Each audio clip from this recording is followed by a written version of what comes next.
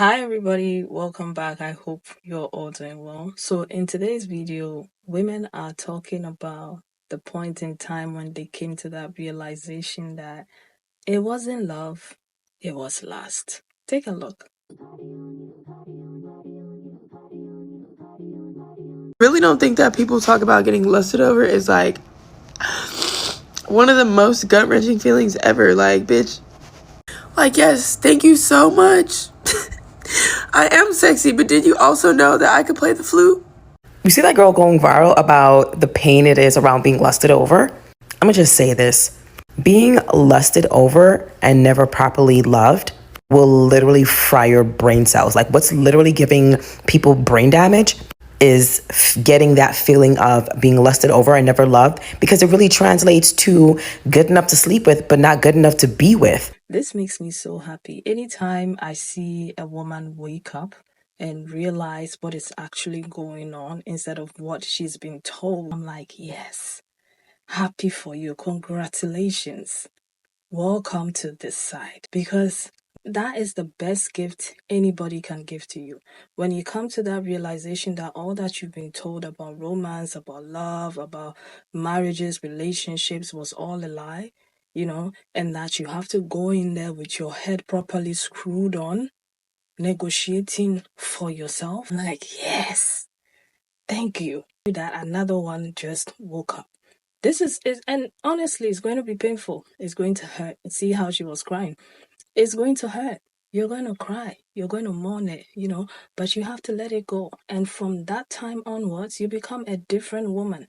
You start seeing the world differently. You start approaching marriages, relationships, and all of that differently. You don't go in there with that Cinderella fairy tale story at the back of your mind about this Prince Charming who is supposed to come in there, who is all caring and loving and kind, and realize that most of the times, most of the men you're going to meet are only in there because of the things that you can do for them, i.e., can you cook? Can you clean? Will you give them sex? And that's what that is all about.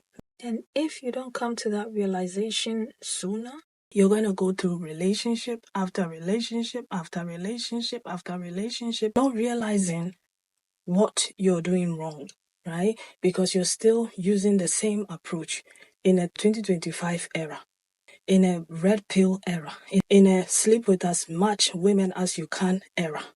You're using old techniques for these new type of men. You will keep doing that over and over again. And guess what? You get to a certain point, they will tell you you're run through. Let's get into it and leave your own thoughts and opinions in the comment section. Thank you. Being lusted over is such a horrible feeling because it's not about being seen, it's about being consumed. You're not a person, you're a body, a fantasy, an image that they project their desires onto, not someone they care to understand. It's invasive, it's empty, it leaves you wondering, would they really even like me if they knew me? Like Mimi, the soft parts, the insecure parts, the real me.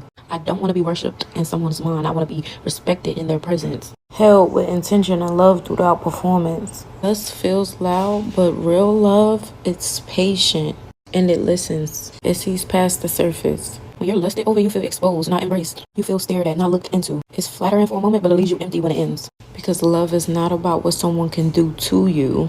It's about how they hold you emotionally, spiritually, mentally. I'm no longer settling for people that just want to touch me but have no desire to get to know me. I feel like if we actually realize that we are being lusted over instead of actually loved, then half of our relationships wouldn't have been so sour. I always had this thought in the back of my mind, like, he just only wants to be with me because it looks good for him. He doesn't really want to know me or know anything about me or know my background or whatever the case may be. It's just, it looks good for him. And I really feel like I experienced that a lot in college because I was really active on campus and on social media. So I felt like I was very lusted over instead of people actually trying to get to know me and spend time with me. And that actually sucks, and it does fry your brain because you don't know, you can't differentiate the difference sometimes, because somebody could come in with all good intentions and you think that they have such good intentions because they saying the right thing, but in the back of their head they're just trying to crack. You get what I'm saying? Like, They just want to crack and get the moving. And that's why I've been so turned off with the dating scene lately, especially here in Atlanta, because I feel like everyone's just after lust. Just lust. People brain damage is getting that feeling of being lusted over and never loved, because it really translates to good enough to sleep with but not good enough to be with. This is a big reason why I'm an advocate for keeping your coochie closed.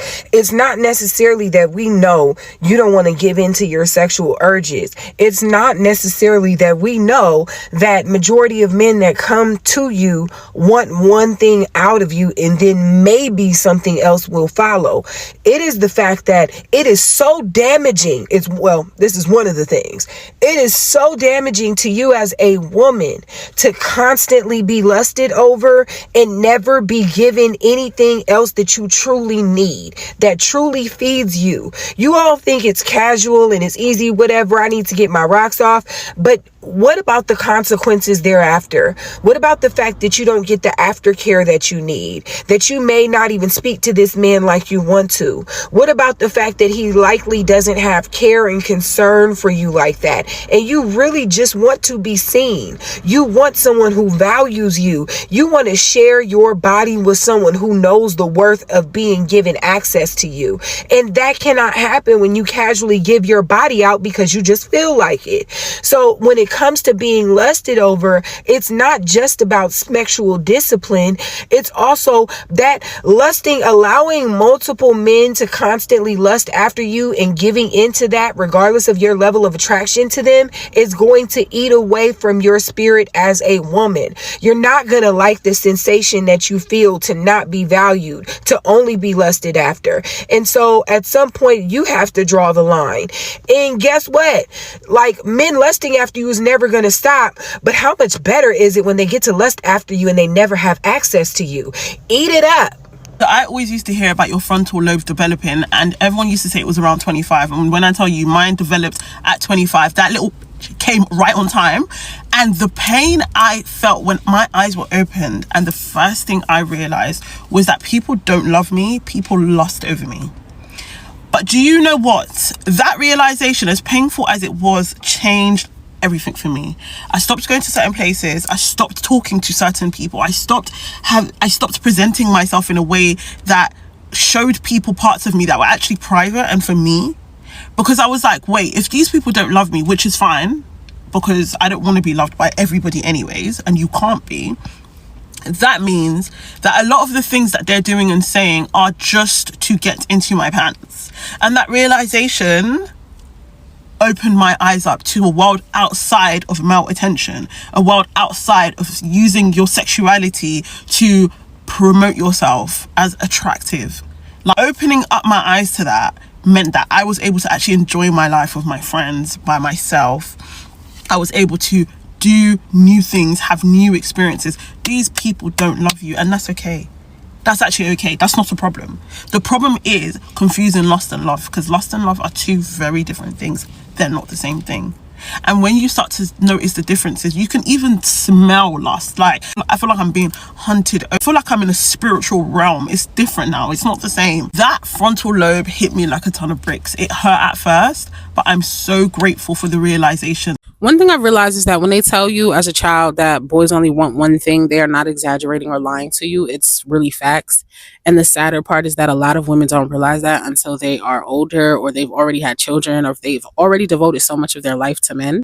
And it's sad because patriarchy literally designs a system that encourages women to chase romance their entire life just so men can get their intimate needs met. Like, that's what it's really and truly about at the end of the day. Like, centering romance and marriage and childbearing is really just about men getting their intimate needs met.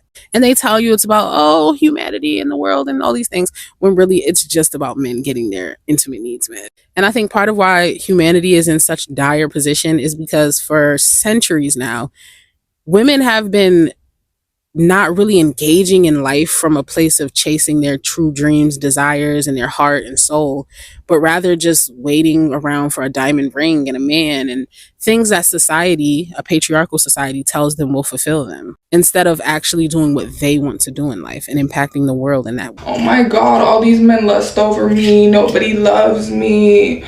Boo-hoo. Is it the worst thing in the world? Yes, it is. It sucks. But we tend to forget how powerful we are when we are lusted over as women. Yes, we want the relationship. Yes, we want love and trust. Are you delusional? How many times have you tried? Literally, how many times have you tried in this year alone? And you know, I do believe that there's good guys out there. I think it's very rare. There's people that align with us more than others. And you can search for that, but I need you to start thinking about what you need and not what you want. What you want is somebody you can talk to, and what you want is trust, and what you want is maybe a home with some kids. Maybe that's what you want. Everybody's wants are different. What you need is your nails done. What you need is your hair done. What you need is a tire change. Men also love to feel needed. It's like a real thing. They like being, I wouldn't say used, but needed. You're very powerful when you're lusted after because they want something. Even when you give it up, you still have the power to be lusted over. You just have to play the game, and that's a whole other video. Don't get all sad and depressed on me, girl. You're very powerful. Don't forget your power. First of all, when you're dating a man, they don't love you. Get that in your mind right now. Just let me help you. They don't love you, okay? They don't love you. They are in lust with you. If you use the lust to drag the money out the wallet, you win. Stop trying to fall in love. Just don't do it. None of them little broke men are going to be out there trying to get down on one knee. You see more women on their knees these days proposing than you do men. Stop. Okay? Just get their money. That's all you got to do. They love you. They're going to give you all their money. And they ain't going to let you stop taking their money if they love you. That's how you know they love you. When they won't allow you to stop taking their money. When they say, I want to give you a good life. I want to marry you. I want you to have my last name. I want to buy you a house. I want to buy you a car. I want you to stay home. I don't want you to work. Then they love you. Everything else is lust. Don't fall for it. Okay? If you fall for it, you dumb. And that's your fault. You can't be mad at the man anymore because I just told you. Romantic love was really invented by lower status men for lower status men, so that they might be able to compete with higher status men in the sexual marketplace for women. Because they didn't have the resources and the status and the opportunity that most women are looking for in their partners, they invented an intangible, romantic love that they argued was even more special and valuable than all of that mere stuff. It's kind of a spell that romantic lovers attempt to cast over their love objects. However, it's a tenuous, fragile spell that can really be broken at any time. So romantic love actually works only to the extent that the romantic lover succeeds in drawing the love object away from anything that would remind her, essentially, that the emperor has no clothes. Sort of attempting to draw the woman away from the world into this little universe of two, where everything that we need is in each other's eyes. Forget about everything else. Look only at me. It's a hypnotic spell, whose objective is to lure the love object away from anything that could break the spell. That's why romance is generally a strategy for those who can't compete successfully in the world yet. A group that is overpopulated by young men. It's very, very hard to be a young man in this world, let me tell you. They're incompetent and inexperienced, so men can't do anything with them. And they're poor and low status, so women don't want anything with them. No young man is the king.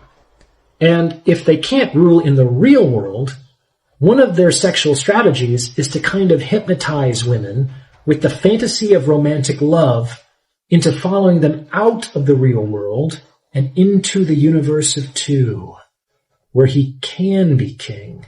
Do you understand now? If you don't know how to detect a lustful man, you could be talking to a man and you might be thinking that he's genuinely interested in you, when in our reality, he just has lust for you. So I'm going to tell you guys how a lustful man operates, how they think, why they do what they do, and how you can detect a lustful man so you avoid him, because lustful men are not to be trusted. One of the main things that a lot of lustful men have in common is they try to move quickly because they have a fantasy about you that they want to fulfill. So the quicker they get to that fantasy, the better it is for them. Lustful men do not prioritize connections or bonds with women. They only prioritize that selfish internal desire that they have for her, that they want to make happen through that fantasy. A lustful man's feelings for you are purely fantasy driven. purely fantasy driven. So he's going to try to get as much out of you as he can before reality comes crashing back in. And this is exactly why a lot of lustful men move quickly. Let's say you're on date 2 or you're on date 3 with this man, and he starts telling you phrases like, I feel like I've known you for so long. I feel like I connect really well with you.